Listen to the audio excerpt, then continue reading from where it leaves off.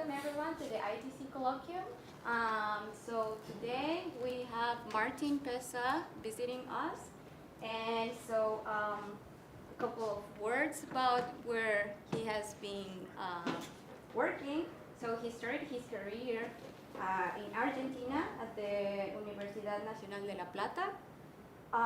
Then he did his PhD at the University of Arizona. And then he worked for a while in Princeton, and now he is a professor at the Niels Bohr Institute at the University of Copenhagen. We are really excited to have you here visiting us, and today he will be talking about the migration in dusty protoplanetary disk. So. Okay, thank you, Paola, very much. Is the sound okay? Yeah. This? I guess you can hear me. I usually speak very loud, but they advise me to use this nevertheless. So I'm thrilled to have the opportunity of telling you about the work that I have been doing in collaboration with a few people that we mentioned. This really started in 2018, and then sort of got a bit derailed because of the pandemic, and we just picked up this about a year and a half ago. And it started really with the vision of Pablo Benítez Lambay, who understood that dust could be potentially important in the migration of protoplanetary disks, and hopefully I will convince you today that after the work we have done joining collaborations with other colleagues, that actually this may be indeed the case. And we are not going to claim that we have solved every problem that is to be understood in planet formation, but if by the end of the talk I manage to convince you that we should not ignore the role of dust on planetary migration, I will be more than happy. So even at the ITC, we know that we have to motivate observationally while we're working on certain problems. So allow me to just spend 2 minutes on this. You must have seen several versions of these plots many times. I just want to make one point. Today, we know that there's a large number of exoplanetary systems in which we observe planets in distances close to 1 astronomical unit, and they span a wide range of conditions. They are rocky planets of masses like similar to the Earth, or a bit higher than that, so-called super-Earth. And then we also have so-called warm Jupiters and hot Jupiters. These are much more massive planets that we believe have some sort of rocky core, but they also have a very massive either gaseous or icy envelope.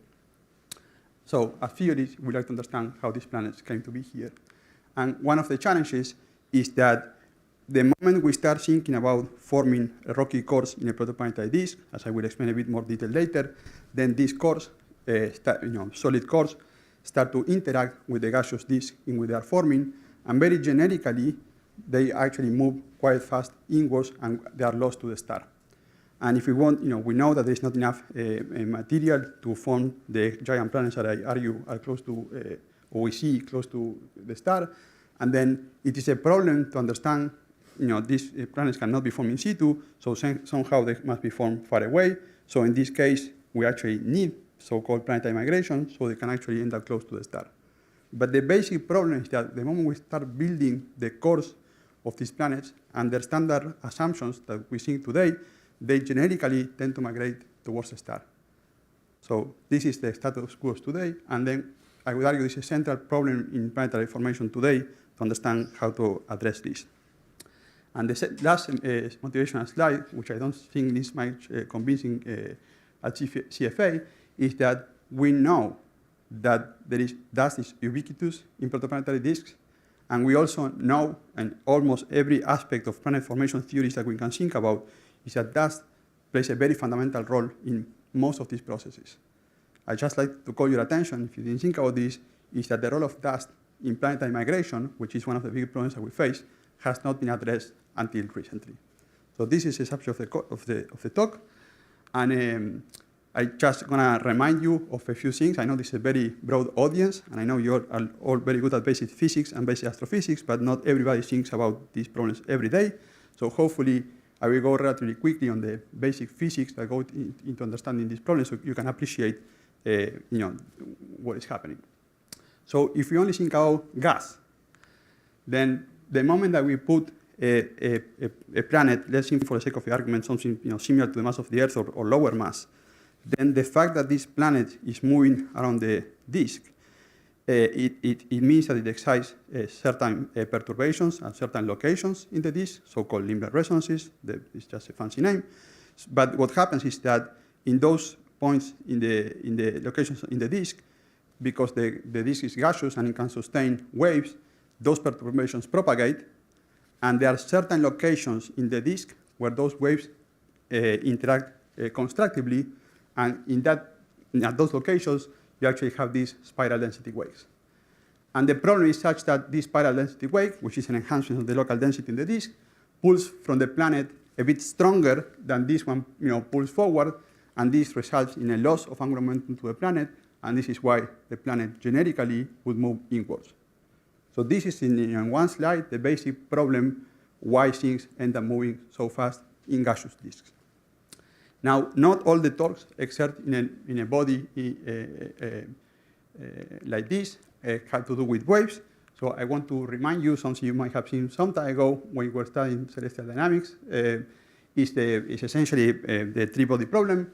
You have a star, you have a planet, and then if you think about one test particle in the frame which is co-rotating with the planet, so this is fixed, then this test particle is moving slightly slower, if this is Keplerian motion, than the planet, and therefore in this frame it will actually start coming close to the planet, it will interact with the planet, it will lose some angular momentum, and then moves to a lower orbit.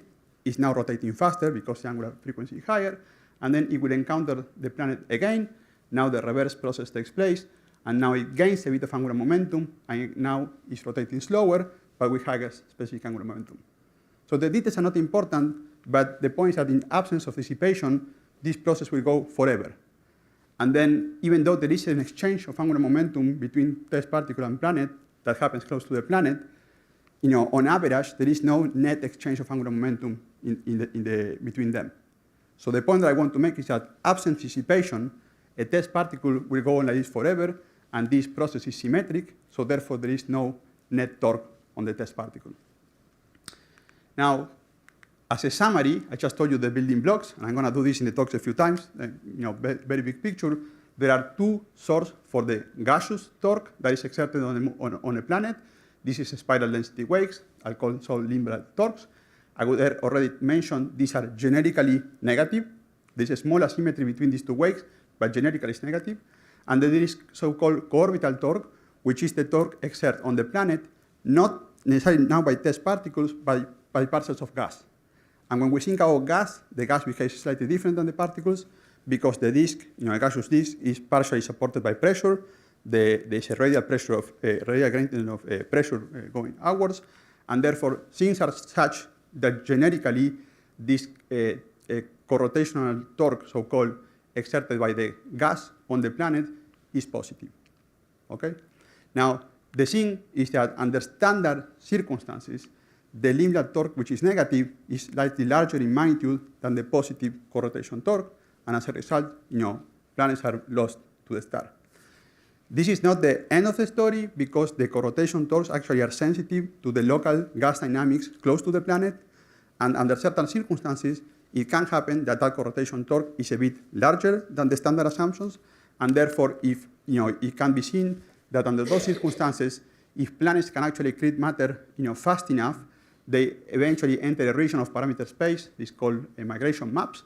If the mass is actually large enough quickly, then there's a turnaround point, and they actually start moving outwards. But generically, planets that cannot grow so fast, they unavoidably migrate inwards. Okay? And this, this is certainly a possibility. It does require sometimes some fine-tuning of different quantities close to the planet. But I just want to make it clear that there are certain ways to address this, which is important because the fact that we actually see planets close to the star means that there must be some physics that we are missing in the standard picture, because otherwise the planets will just be lost. And I want to show you that here in this region of parameter space, the one that we care about, closer than 1 AU, then planets generically migrate inwards. This is logarithmic space, so this is a very small region of parameter space. So far, yes? Just a quick question. So in this regime, you're still considering a planet that doesn't open a gap, right? Yes. I will come to all of this later. Yes, thanks. Well, in this regime, eventually, if the mass of the planet keeps growing, eventually will open a gap. But I will come to this in a moment. So far, I only have talked about gas. and the question is, what about dust?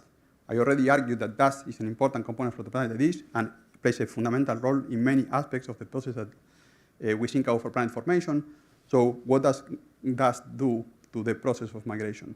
And I think that the reason for which this has been overlooked for a long time is because we believe that the dust to mass gas ratio in protoplanetary disk is relatively low, about 1%, which is what you inherit from the interstellar medium. And this may naively make you think that it cannot possibly be important. And hopefully I will try to convince you of the opposite. So now I talk about physics that hopefully you have learned in some courses before.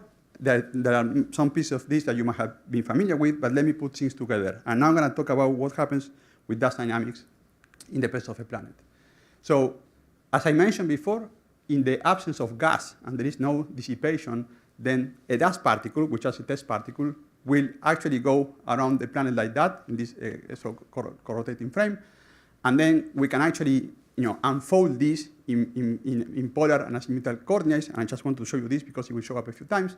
So this motion here, it would look in polar coordinates like this. The particle is coming this way, interacts with the planet, goes around that way. This is periodic in azimuth, and then goes like that. So this, the width of this so-called horseshoe region, depends on actually, not strangely, of what the mass of the planet is. Okay?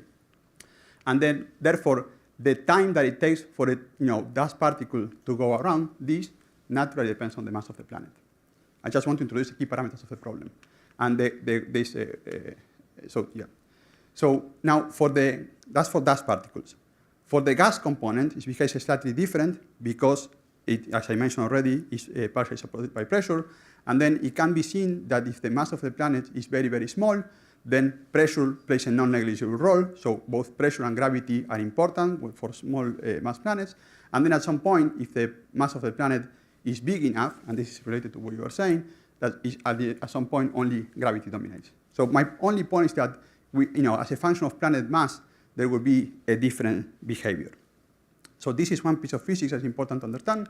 And the second one is the fact that when we have a Keplerian disk and we have dust particles, then a dust particle, in the absence of gas, will want to move in a Keplerian fashion.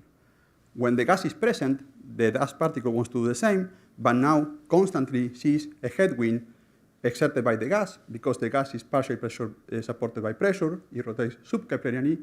So the dust particle is constantly being bothered by the gas, losing momentum. And in this context, this means that it will lose angular momentum and slowly drift inwards. Okay?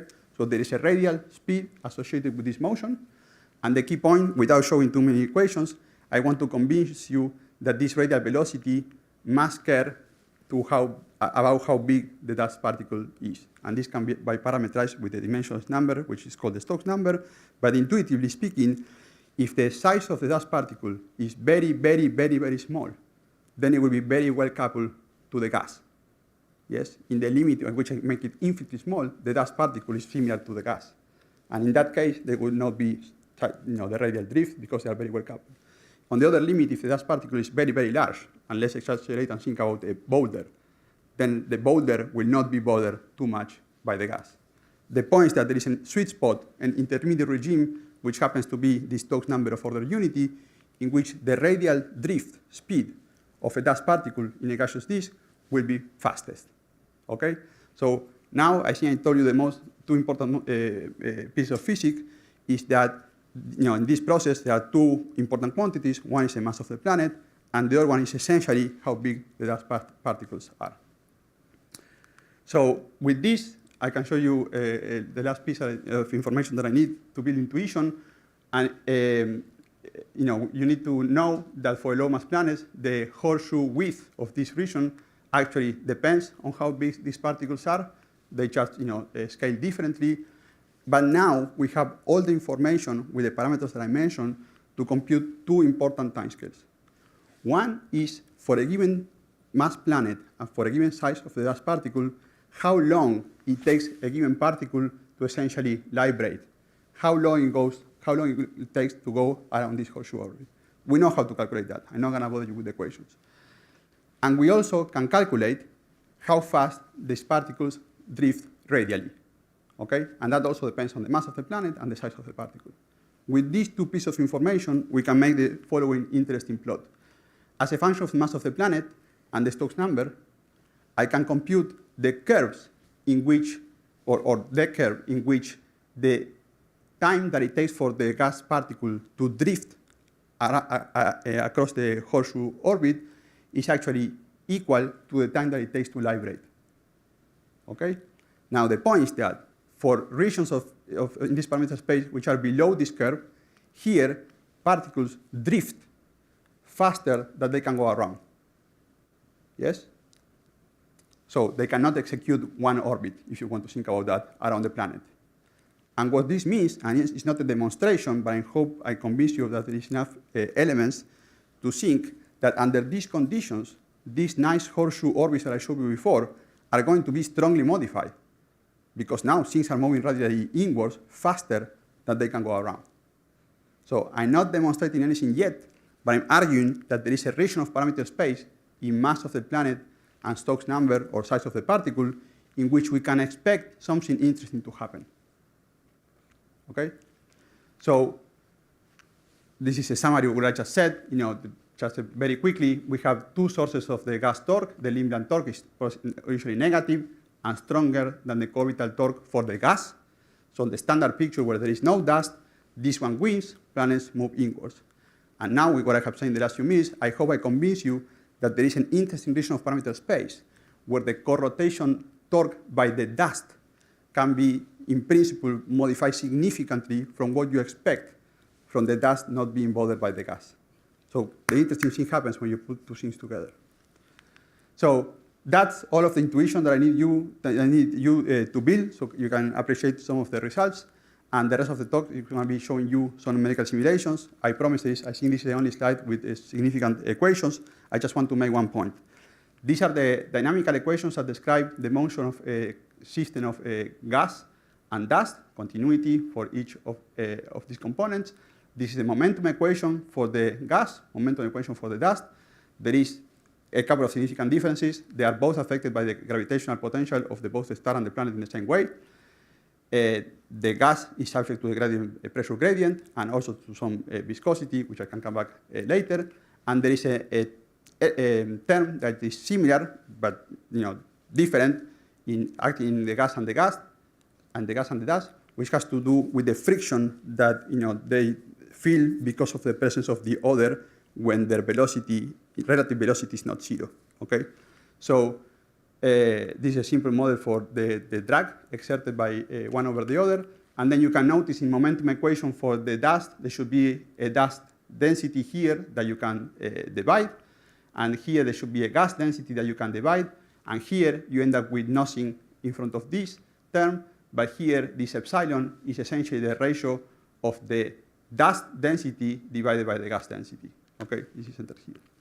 The point I want to make is that if this ratio is small enough to a first approximation, it can be ignored.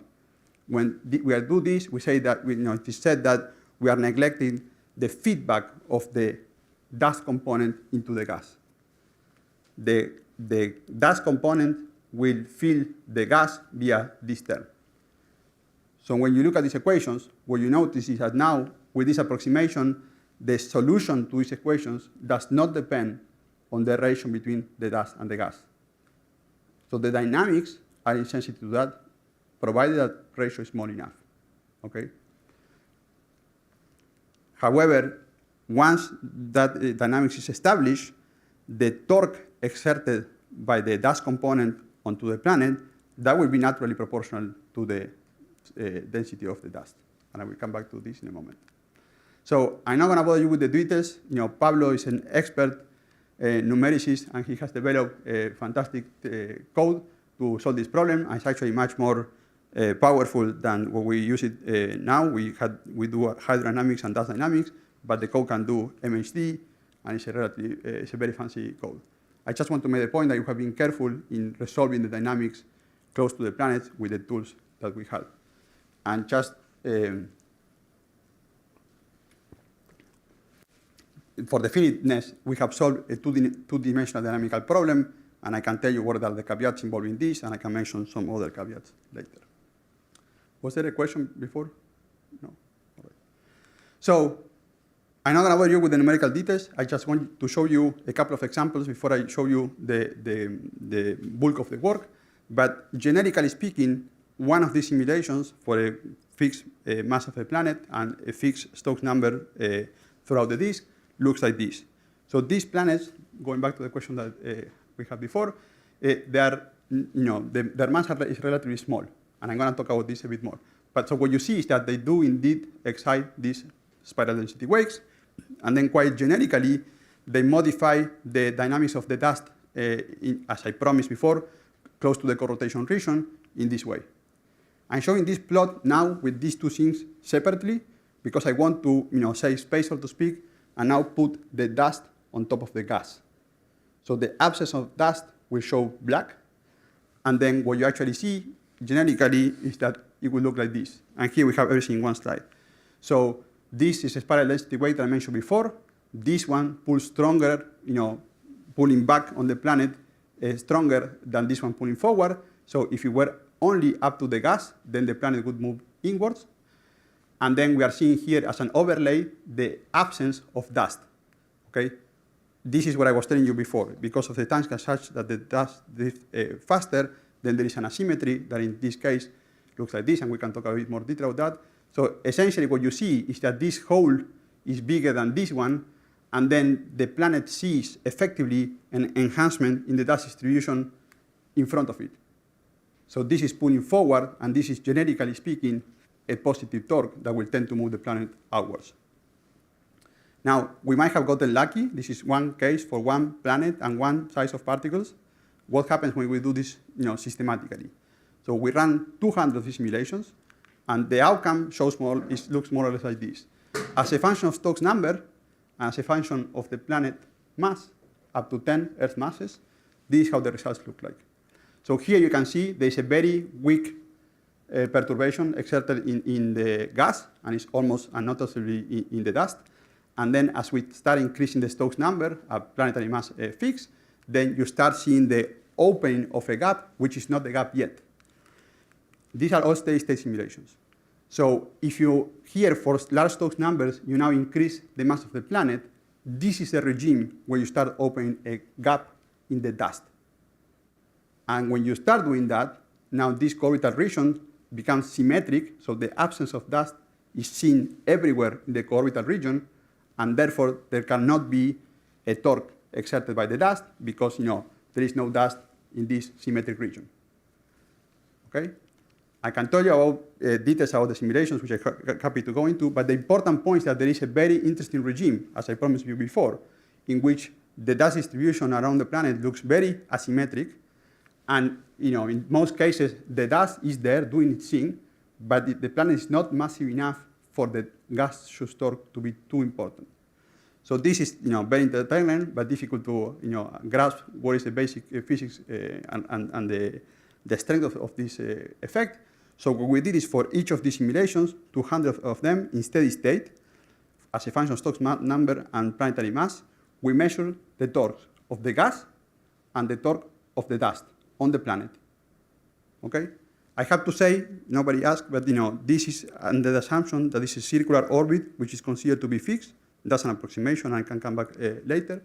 And the other approximations and assumptions are written there.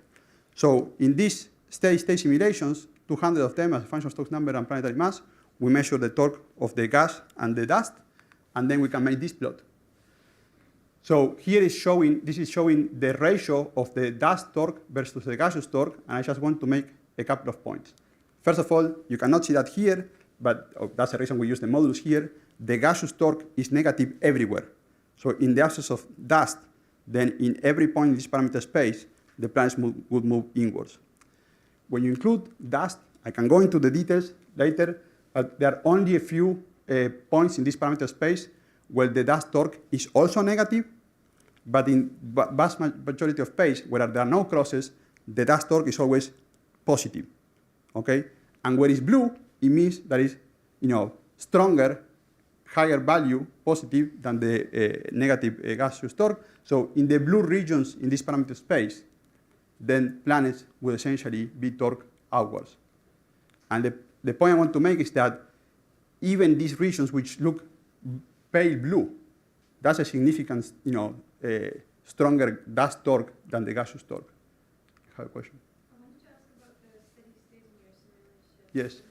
So, do you mean that you first bring the disk into a viscous steady state before putting in the planets? Or do you do both of those simultaneously? That's a very good question. So what we do is the following. If you have a gaseous disk, an alpha disk, and then you consider, let me make it simple, but it can be maybe more complicated, a dust species with a fixed Stokes number, you can derive analytically the steady state for that solution in the absence of a planet. So you initialize a simulation like that, and then you put the planet, and of course there will be an initial transient because now there is a planet there. But what we see when we actually study the time dependence of the torques and the flow as a function of time, that after 50, 60, 70 orbits, all of these reach steady state. Okay? So we started with a steady state, then we put a planet, and then we reach another steady state. That's I think it's the best way to do it, but I'm happy to discuss more details. So the point here is that now we have a map in this parameter space, which was the relevant one, in which we understand the relative magnitude of the gaseous torque and the dust torque. Now, so I want to emphasize that this was done considering that the location of the planet as one astronomical unit, and then considering fixed in a circular orbit, and then we made all of these measurements, which are very variable, but it's not everything that we need. I'll come back to that in a second. Why are the colors not smoothly transitioning there? An excellent point. These are, this is 20 by 10. These are 200 simulations. Yeah. And when you change, of course, there is a discontinuous change, for example, in the Stokes number because it's discrete. Here we reach one steady state, we change the Stokes number, and here we reach another steady state. But of course, the problem is in reality continuous. But when you do the simulation, you choose one Stokes number or the other. Well, I meant the ones you have marked with an X, they have, they're all. Yes, so I can come back to this later. So Okay. I can happy to discuss this, but so the technicality is the following. This is actually one regime where pressure dominates. Here gravity dominates because of the mass of the planet and the particle size. And here, this is not numerical garbage. This rectangle here is because these are much higher numerical resolution numerical simulations, and we have indeed seen that the dynamics is complicated enough that changing the Stokes numbers a little bit can give you either positive or negative torques. It kind of has a look like there's a critical number in there. Exactly. Yeah, okay. Exactly. I thought you were asking, for practical purposes, and I will touch upon this in a moment, if you want to integrate the equation of motion of a planet in a disk, you don't want to have this granularity, in a sense. But yeah, this region of parameter space is inherently complicated because pressure and gravity compete. That's the point. So what we have learned so far is that the large torques from the dust component can arise if the right conditions are made. And by right conditions, I meant the mass of the planet and the size of the dust particle. If you notice, I didn't say anything strange. So far, I'm assuming that the dust density is 1% by mass of the gas. This is a standard assumption that is used for many other problems of in-planet formation. So what I argue, and hopefully will convince you, is that the dust, the torque exerted by the dust has the potential to alter the migration and potentially formation history of low-mass planets, because the torques can actually be significantly large. Okay? So that's what we need to know about dynamics and how strong gas and dust pull from the planet under different conditions. But we want to integrate the equation the equations of motion of the planet moving in the disk. Okay? And all of these measurements that we have made by construction, and it's also, I made it sound simple, but it's a relatively expensive problem to run all of these simulations, they were considered with the planet in a given location. We need a model for, that is based on these simulations to be able to integrate across the disk.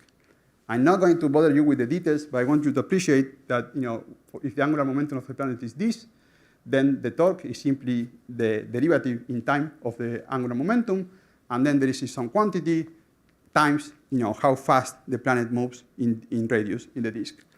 The point is that how fast this happens is proportional to the torque, and the vast majority of papers you have seen on planet migration until today consider this equation of motion for the planet, where the torque is essentially the gaseous component. So what I'm going to mention is what happens when you not only consider this, as everybody else has done, but you also consider that it's a dust component, and it is the ratio of the dust component to the gas component that we can obtain from our simulations. Okay? And with that, we can integrate the equation of motion. It gets a little bit technical, and I don't want to abuse the time, but I just want to mention that the building block most important is the one that I mentioned, and now is understanding how to scale this to different disk radii so we can integrate the equation of motion. In order to do that, there are things that need to be modeled and assumed about the structure of the disks, of the gaseous disks, and we have to say something about the Stokes numbers. In reality, if you appreciate it, a particle does not have a fixed Stokes number. It depends also on the density of the disk locally. So one particle which is moving across the disk will naturally change its Stokes number. So here, for simplicity, we consider all of these things fixed, which I think is a way to do it to understand the problem, and then we can build complexity. And then we are also going to understand when the planet is actually embedded in this environment, how it accretes mass, because as its mass is changing as a function of time, that is going to dictate how strong the torques by the gas and the dust are at that location. Okay? So if you understood conceptually what we are doing, the details are not that important, and there are a few more equations. I'll just go through this quickly. But the point is that we can rely on the experience of people working literally for decades in this problem who understood that even though it's a very complicated problem, then the torque exerted by the gas on a planet is essentially, for all practical purposes right now, in an isothermal disk, is essentially a number. This number is positive, so this is minus, that's a negative torque, and this scales with the quantity that I call here gamma p. Gamma p is not difficult to understand what it is. It's the density of the disk reduced to the fourth, the location, and this is angular frequency squared. This has the right units for a torque, so this is what you will get with simply dimensional analysis. And when you think about it a little bit more, then there is a ratio of the mass of the planet to the mass of the star. So the torque exerted on planets that are more massive is a bit higher. And then if this is the disk aspect ratio, these that are a bit more puffy, they tend to exert, all things being equal, lower torques on a planet. So we don't go really into the details. I think that the important thing is for me to point out that we have what we call a global model for the gaseous torque exerted on a planet, given a given disk model. Okay? And then this is a simplest case for an isothermal disk. Sorry. Yes? The units, it has units of energy, mv squared, basically. Because sigma r squared is mass. Yes. And r squared omega squared is velocity squared. Right? Yes. So the units of gamma is mv squared, which is energy. But I would expect torque to be different than energy. So maybe there are some other factors. Are the units of torque the same as energy? I don't think so. Torque should be, as I said here, is angular momentum per unit time, right? And this is per unit mass. But this is energy. The units of gamma is energy. mv Yeah, I squared. can see that. I know this is correct, but allow me to think for a second. Yeah. I was just wondering. Okay. I will not forget about this. So the point I wanted to make is that the gaseous torque for a simple disk model is just proportional to this gamma p, and then things can be more complicated for the thermodynamic of the disk, and then the Lindblad torques that I mentioned before and the corrotation torques, all of these things behave in a more complicated way, but at the end of the day, they are both also proportional to this quantity. Okay? So the point to be made is that this quantity does encode information about the global structure of the disk. And then with this information that I just argued, we can actually build a global model for the dust torque in the following way. So if you remember at the beginning of the talk, I mentioned that the dynamics of the dust was insensitive to the dust to gas mass ratio, because when this is a small fraction, 1%, we can neglect the feedback of the dust into the gas. But the torque exerted by the dust component has to be linear to the in the mass of the dust. So therefore, for the dust component at the given dust to mass gas ratio is essentially going to be scaled linearly with that dust torque at some other density. That's just the linear proportionality. And what I argued a moment ago was that the gaseous component usually would scale with this gamma p.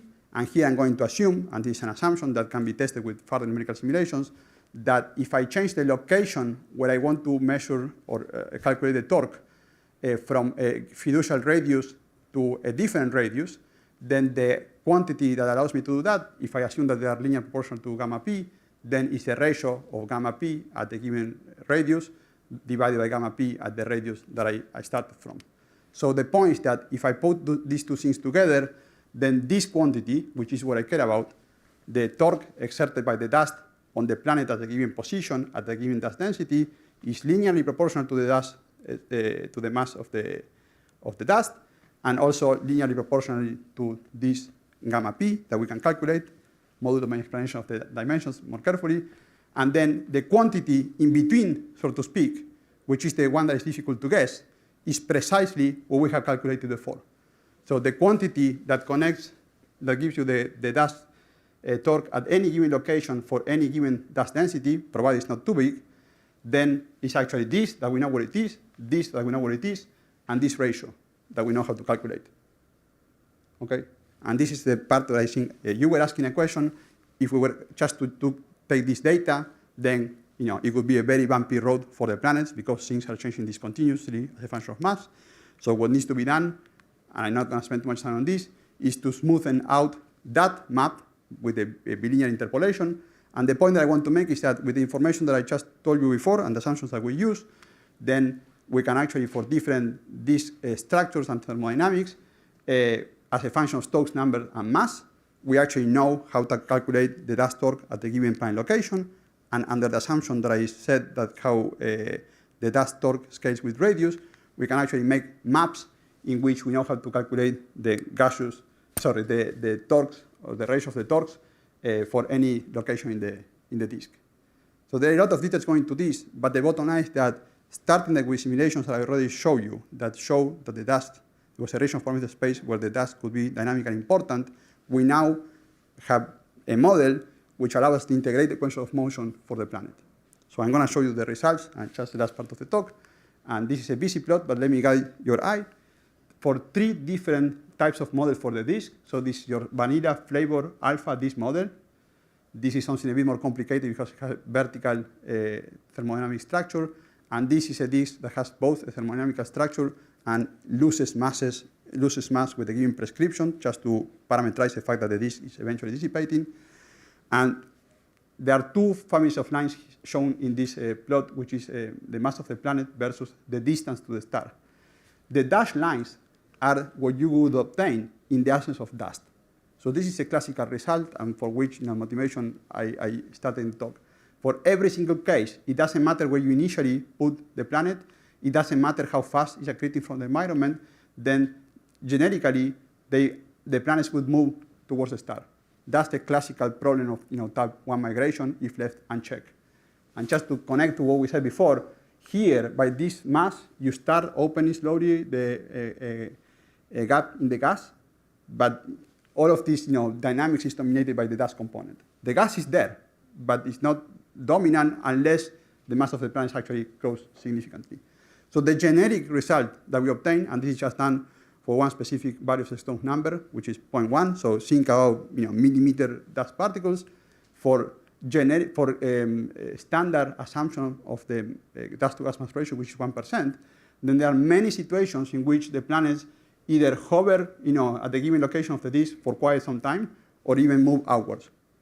This may not be very realistic because it's very specific on assumptions about the properties of the dust, which of course may be evolving in time.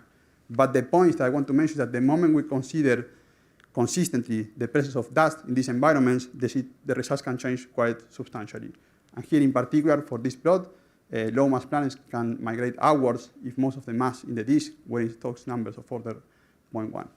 And this last plot I want to show you on these migration tracks, this for 1% of the dust to gas mass ratio, suppose it's 2%, 3%, how do things change? And then with moderate changes in the dust to mass gas ratio, a factor of 2, 5, and 10, and here we can start getting nervous because we assume that this number was very small, if you remember that. But we can see that actually most of the cases, actually the planets move, either hover or move outwards. Here the dashed lines are no longer the dustless results, but the results with 1% of dust. And you can see that a very small change by a factor of 2 can have a very significant impact. These tracks are stopped, I think, after a few million years. So again, this is attacking the problem from a physics point of view. There are many more complications that one can add into these models. So I guess the takeaway from this talk is that for the first time we have taken into consideration the presence of dust and how it has an impact on the migration of planets, and with no peculiar assumptions. There are some assumptions that have been restrictive and idealized because we assume that all of the dust has the same Stokes number. That may not be realistic. Accretion rates have been parameterized. Those need to be considered self-consistently. But we didn't do anything strange. And I would argue, again, with all of the caveats that I mentioned, that dust-driven migration seems at least a natural way to prevent things from migrating so fast and not being stopped unless you do something a bit strange. And this is not the solution, but this is a kind of mechanism that one would like to envision for when, remember at the beginning of the talks, when these cores are being born and grow, instead of them migrating immediately inwards, this seems to provide a natural mechanism for these things either to hover in a given location of the disk or go slightly outwards where there could be more gas to be accreted and form these massive envelopes. How are we doing with time? I can leave this for the discussion. If you like, this is a laundry list of all of the things that are restricted and can be improved or lifted, or the approximations and assumptions. And I can leave you with one slide, summary slide, where I think everything comes together, where this is the first time we actually, the presence of dust, which is ubiquitously assumed to be important for any process linked to planet formation, is considered in the migration history of planets. And then the bottom line, forget about all of the details, is that the long-term evolution of these protoplanetary cores can differ substantially from what is being assumed and calculated when there is no dust. All right. If you have more questions, I'm happy to take that. Yeah, does anyone have a question for Martin? Yes.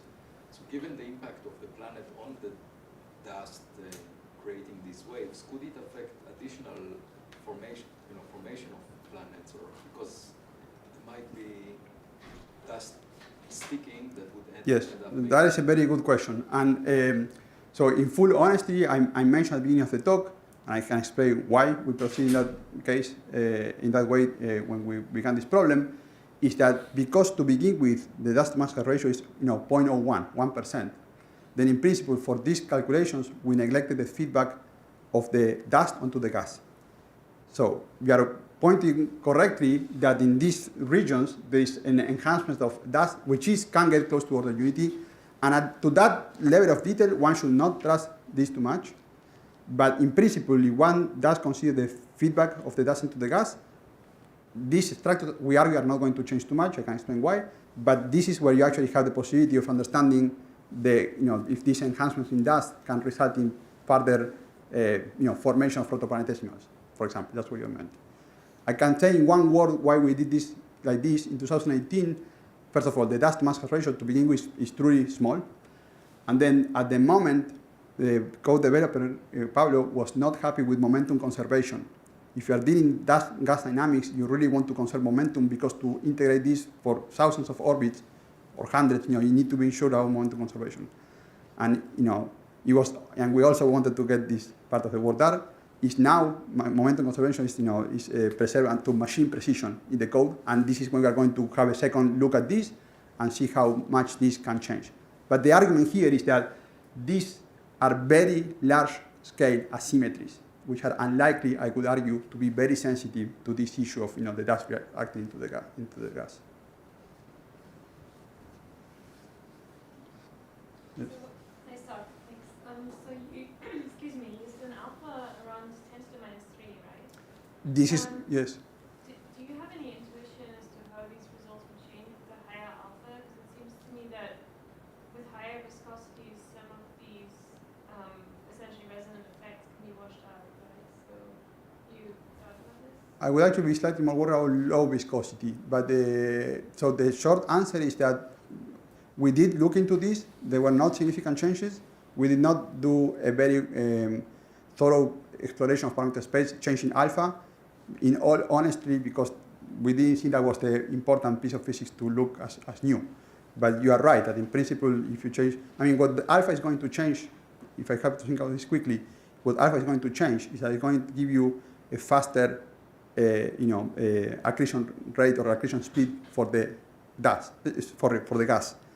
And because what matters is the relative speed between gas and dust to create asymmetries, the results can change. In the details of the results can change. But I would argue that generically speaking, that you are going to get the same behavior. So changing alpha is not going to eliminate the asymmetries in the dust. That's my summary. It will change the details, but not the fact that it's there. Have more questions for Martin? So if not, we thank Martin again for giving the talk today. Thanks.